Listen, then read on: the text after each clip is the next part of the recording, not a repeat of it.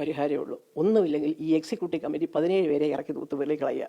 രണ്ടാമത് ഇലക്ഷൻ വെക്കട്ടെ, അല്ലേ മൊത്തം സംഘടന പിരിച്ചു വിട്ടിട്ട് വേറെ ഇലക്ഷൻ വെക്കണം. ഇതും വെച്ചുകൊണ്ട് തുടരാൻ ഞങ്ങൾക്ക് ആർക്കും താല്പര്യമില്ല. ഞാൻ തുറന്നു പറയണം, പുറത്തോട്ടിറങ്ങാൻ വയ്യ. അൻസിബ പറഞ്ഞ 100% കാര്യങ്ങളും എനിക്ക് ഞാൻ അൻസിബയുടെ കൂടെയാണ്. കഴിഞ്ഞ പ്രാവശ്യം കുക്കുവിന്റെയും ശ്വേതയുടെയും കൂടെ ഞാൻ എത്രത്തോളം നിന്നോ ഇപ്പൊ ഞാൻ അത്രയും തന്നെ ഞാൻ അൻസിബയുടെ കൂടെ. പ്രിയമുള്ളവരെ, അൻസിബ ടിനി ടോം വിഷയത്തിൽ കൂടുതൽ പേര് പ്രതികരണമായിട്ട് വന്നപ്പോണ്ട്, അൻസിബയ്ക്ക് സപ്പോർട്ടുമായിട്ട് വന്നപ്പോണ്ട് ആ ഒരു വീഡിയോ ആണ് നിങ്ങൾ ഇന്ന് കാണാൻ പോകുന്നത്. മല്ലിക സുകുമാരന്റെയും മാലാ പാർവതിയുടെയും പിന്നെ സ്റ്റേറ്റ്മെന്റുകളാണ് നിങ്ങൾ കേൾക്കാൻ പോകുന്നത്. അവസാനം വരെ കേൾക്കുക. നമുക്ക് വീഡിയോയിലേക്ക് പോകാം. ഈ പറഞ്ഞതിലൂടെ നിങ്ങൾ അറിയുന്ന എത്രയും പോലും ഞങ്ങളാരും അംഗങ്ങൾ അറിയുന്നില്ല. എല്ലാം ഒളിച്ചും പതുങ്ങി ഒരു രീതിയാണ് അവിടെ കണ്ടുകൊണ്ടിരിക്കുന്നത്. അതെന്തുകൊണ്ടാണ് ഈ മുതിർന്ന വലിയ മെഗാ സ്റ്റാർസൊക്കെ അത് ചോദിക്കാത്തത്? അവരെ ഇടപെടണമെന്ന് വെച്ചാൽ ചിലപ്പോൾ പക്ഷേ എന്തൊക്കെ ആയിക്കൊണ്ട് പോട്ടെന്ന് വിചാരിച്ചിട്ടാണോ എന്നറിയില്ല. പക്ഷെ അതല്ല, അതിനപ്പുറത്തേക്ക് പോയി. ഒരു കാര്യം ഞാൻ പറയാം, ഇപ്പോഴാണ് ഇങ്ങനെയൊക്കെ പറയുന്നത്. തുടക്കത്തിൽ എന്നോട് പണ്ട് ഇലക്ഷൻ സമയത്ത് സരയുവിനെയും അൻസിബയും ഡെഫിനറ്റ്ലി എക്സിക്യൂട്ടീവ് കമ്മിറ്റിയിൽ കൊണ്ടുവരണം എന്ന് വാദിച്ച ഒരാളായിരുന്നു ടിനി. പിന്നെ അവിടെ നിന്ന് ടിനി ടോം ഇങ്ങനെയൊക്കെ പറഞ്ഞു എന്ന് പറയുമ്പോൾ എന്താണ് അത്ര ഒരു മാറ്റം ഉണ്ടായതിനെ പറ്റി എനിക്കറിയില്ല. എൻ്റെ പൊന്നെ, ഇപ്പം കണ്ടു കഴിഞ്ഞാൽ 5-6 ക്യാമറ വേണ്ട ഒരു സ്ഥലത്ത് ഒരു 10-30 ക്യാമറയുണ്ട്. ഇതാരോ പറഞ്ഞതിന് വിട്ട് പണ്ടുള്ളവർ പറയുന്നത് CBI-യോ CID-യോ ED എന്നൊക്കെ പറഞ്ഞ പല രഹസ്യ സംഭവങ്ങൾ നടക്കുന്നത് വെക്കുന്നത് പോലെ ഒരുപാട് ക്യാമറകൾ. ബാത്റൂമിലോട്ട് പോകുന്ന ഇടനാഴിയിൽ വരെ ക്യാമറയാണ്. ഒറ്റ പരിഹാരമേ ഉള്ളൂ. ഒന്നുമില്ലെങ്കിൽ ഈ എക്സിക്യൂട്ടീവ് കമ്മിറ്റി 17 പേരെ ഇറക്കി തൂത്തുപള്ളി കളയുക. രണ്ടാമത് ഇലക്ഷൻ വെക്കട്ടെ, അല്ലേ മൊത്തം സംഘടന പിരിച്ചു വിട്ടിട്ട് വേറെ ഇലക്ഷൻ വെക്കണം. ഇതും വെച്ചുകൊണ്ട് തുടരാൻ ഞങ്ങൾക്ക് ആർക്കും താല്പര്യമില്ല.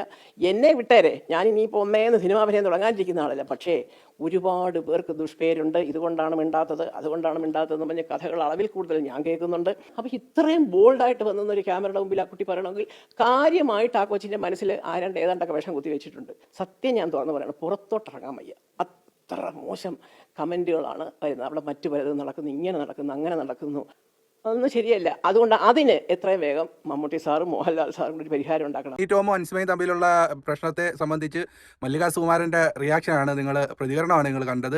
അപ്പോൾ ഇതിനകത്ത് ഇപ്പം ഒരുപാട് ആക്ടേഴ്സ്, മാലാ പാർവതിയുടെ അടുത്തൊരു വീഡിയോ ഉണ്ട്, അത് ഞാൻ വെക്കാം. അപ്പം അതുപോലുള്ള ഒരുപാട് പേര് ഇപ്പം അൻസിബയ്ക്ക് സപ്പോർട്ടായിട്ട് വരുന്നുണ്ട്.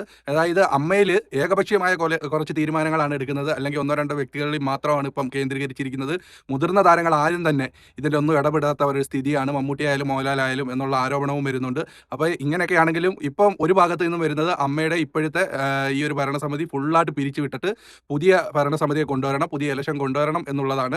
അപ്പോൾ അതങ്ങനെ നടക്കുമോ എന്നുള്ളത് അറിയണം. എന്തായിരുന്നാലും ഇപ്പം അമ്മയിൽ നിലവിൽ ജനാധിപത്യ തരത്തിലുള്ളൊരു പോക്കല്ല അമ്മയുടെ പോക്ക് എന്നുള്ളതാണ് പല കോണിൽ നിന്നും ഇപ്പം വന്നേക്കുന്നത്. ഇപ്പം എന്നേ അതിനകത്ത് പുകയുന്ന ഇഷ്യൂ ആണ് ഇപ്പോൾ അൻസിബ കാരണമായിട്ട് പുറത്തോട്ട് വന്നുകൊണ്ടിരിക്കുന്നത്. നമുക്ക് ഈ ഒരു വിഷയത്തിൽ നമ്മുടെ മാലാ പാർവതിയുടെ ഒരു പ്രതികരണമുണ്ട്, നിങ്ങൾ അതുകൂടെ ഒന്ന് കേൾക്കുക. അൻസിബ പറഞ്ഞ 100% കാര്യങ്ങളും എനിക്ക് ഞാൻ അൻസിബയുടെ കൂടെയാണ്. കഴിഞ്ഞ പ്രാവശ്യം കുക്കുവിന്റെയും ശ്വേതയുടെയും കൂടെ ഞാൻ എത്രത്തോളം നിന്നോ ഇപ്പൊ ഞാൻ അത്രയും തന്നെ ഞാൻ അൻസിബയുടെ കൂടെ നിൽക്കുന്നത്. അൻസിബ പറയുന്നത് ലോജിക്കലാണ്. അൻസിബ പറയുന്നത് പരദൂഷണമല്ല.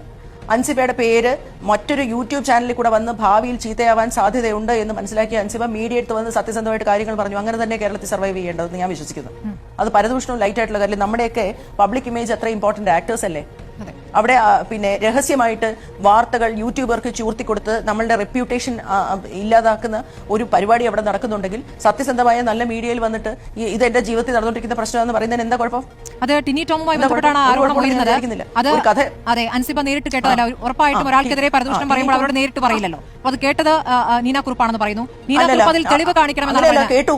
നീന കുറുപ്പിന്റെ അല്ലല്ല, നീനാക്കുറിപ്പ് ടിനിയോട് പറയുന്നുണ്ട് നിർത്ത്, ഇല്ലേ ഞാനിത് ലൗഡ് സ്പീക്കറിൽ ഇടുമെന്ന് പറഞ്ഞ് അൻസിബയെ ഫോണിൽ വിളിച്ച അൻസിബ നീനാക്കുറിപ്പിന്റെ ഫോണിൽ കൂടെയാണ് ഇത് കേട്ടത്.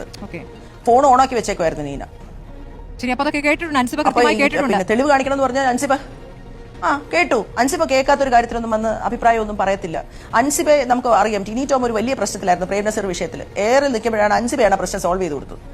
ആ സമയത്ത് അൻസിബ പ്രേംനസീർ ഫൗണ്ടേഷനിലെ ടിനിയെ കൊണ്ടുപോയി ശരിയാക്കി. അൻസിബ എന്തൊരു നല്ല കുട്ടിയാന്ന് പറഞ്ഞ് ടിനിയുടെ സ്റ്റേറ്റ്മെന്റ് ഉണ്ട്. കഴിഞ്ഞ ഇലക്ഷൻ അൻസിബയും സരയുനെയൊക്കെ സപ്പോർട്ട് ചെയ്തത് ടിനിയാണ്.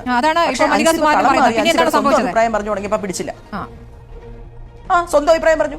സ്വന്തം അഭിപ്രായം പറയുന്നവര് കണ്ടുപിടിക്കുകയല്ലോ. യഥാർത്ഥത്തിൽ സ്ത്രീകൾ മുകളിലേക്ക് എത്തിയതല്ല, നേതൃത്വത്തിലേക്ക് എത്തിയതല്ല. സ്ത്രീകൾ അഭിപ്രായം പറയുന്നത്, അതായത് സ്വന്തം അഭിപ്രായം പറയുന്ന സ്ത്രീകൾ വേണ്ട എന്നതാണ് അല്ലേ?